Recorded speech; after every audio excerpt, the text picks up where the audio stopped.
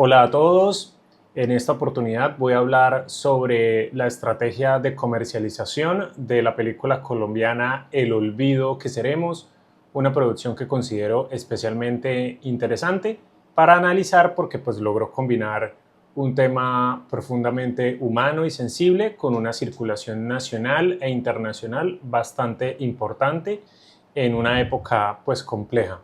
Además, pues me parece una película muy pertinente para este ejercicio porque nos permite entender cómo una obra audiovisual de carácter dramático y relacionada con la memoria, con la violencia, con contextos sociales complejos, pues puede llegar a públicos amplios a través de una estrategia muy bien construida.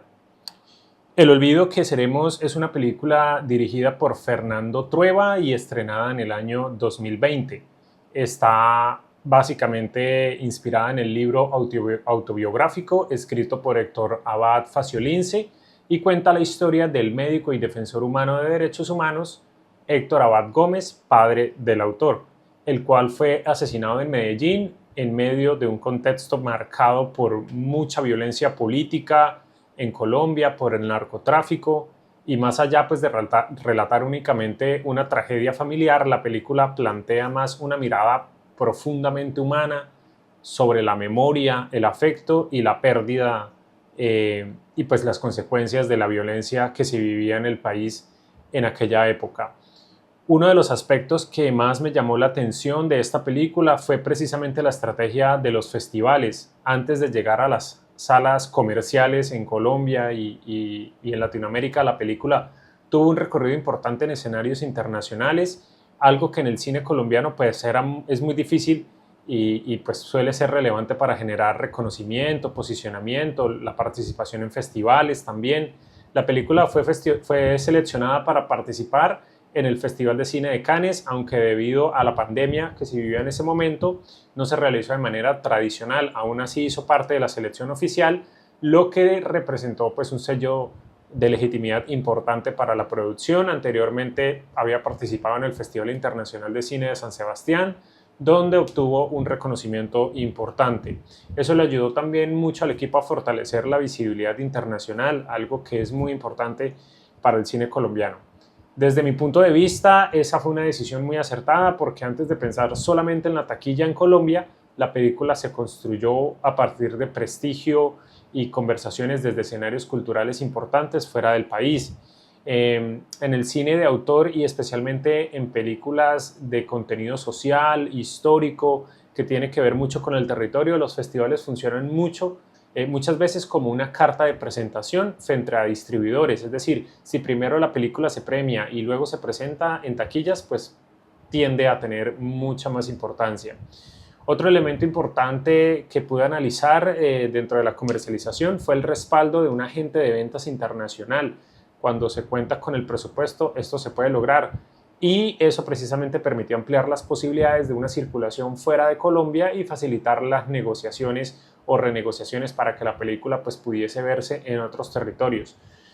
Muchas veces se piensa que una película simplemente se estrena y ya, pero realmente hay un trabajo previo de negociación, de circulación, que define pues, si el proyecto logra trascender el contexto local o se queda únicamente en un mercado nacional o regional inclusive muy reducido.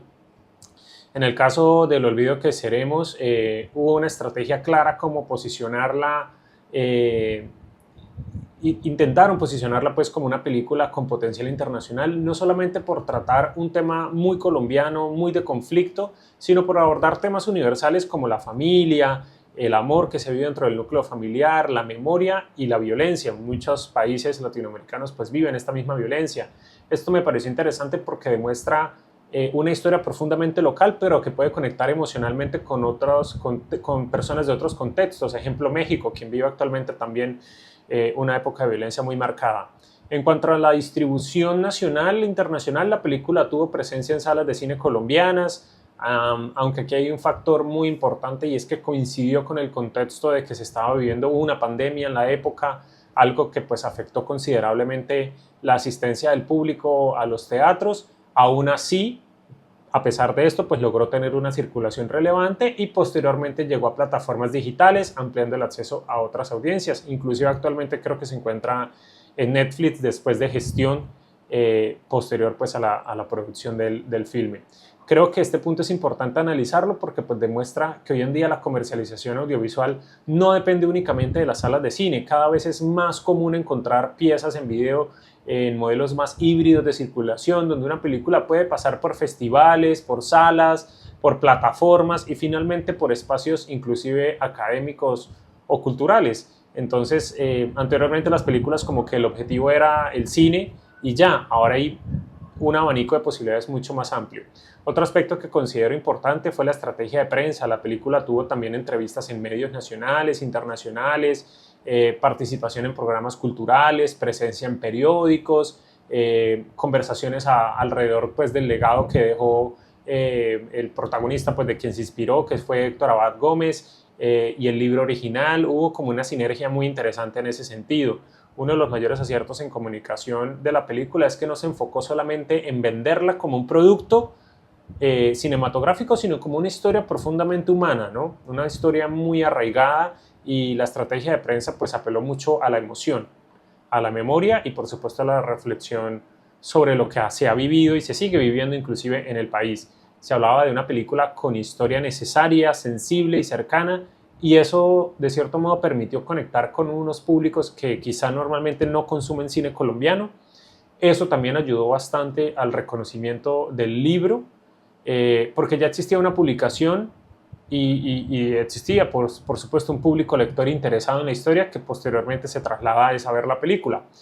Ahora bien, aunque se considera que la estrategia, digamos que tuvo muchos elementos positivos, podemos hablar también de que hay aspectos que podrían, de cierto modo, analizarse críticamente. Uno de ellos es que al tratarse de una película de un tono reflexivo y dramático, pues pudo haber existido cierta dificultad para conectar con públicos más jóvenes, con personas que no vivieron aquella época, con espectadores que no están acostumbrados a este tipo de narrativas, y están acostumbrados a algo mucho más comercial. A veces el cine colombiano de carácter social es percibido como un cine difícil o demasiado serio, y ahí sí pienso que pudo haberse fortalecido un poco más la estrategia digital para acercar la película a otros públicos, de pronto con diseños un poco más atractivos, unos flyers mucho más llamativos.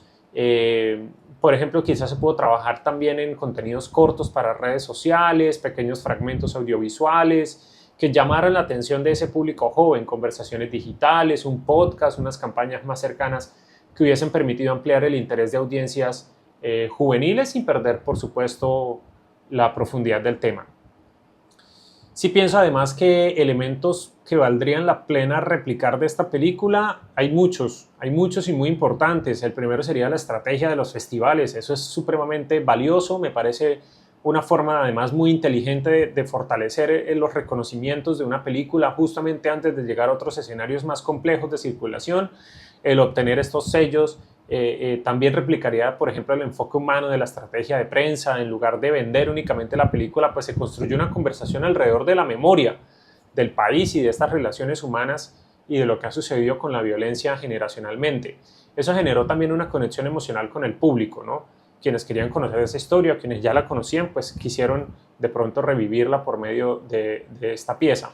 Replicaría también la combinación entre la circulación cultural, plataformas digitales, entendiendo que hoy una película pues, puede tener diferentes ventanas, no solamente quedarse con un solo canal de distribución y de exhibición. Además obviamente las salas de cine, hay muchos más escenarios donde se puede generar también rubros y ganancia económica. Probablemente no replicaría totalmente el hecho de depender de una sola fuente de modelo tradicional de estreno. Creo que actualmente los proyectos audiovisuales necesitan pensar mucho más en estrategias digitales desde las etapas tempranas, desde la concepción de las ideas, especialmente cuando se trata de películas documentales. Esa conexión con un público jóvenes se tiene que hacer y se tienen que explorar estos nichos. Personalmente este análisis pues me deja una reflexión interesante sobre cómo una película colombiana puede encontrar caminos de circulación importantes cuando existe coherencia entre el tema, la estrategia de comunicación y los espacios donde se decide exhibirla, y el equipo tiene que trabajar en conjunto en todo este sentido. No se trata únicamente de tener una buena historia, sino también de pensarla desde el inicio en cómo se quiere posicionar, a dónde se quiere llegar y de qué manera pues, se quiere generar esta conversación.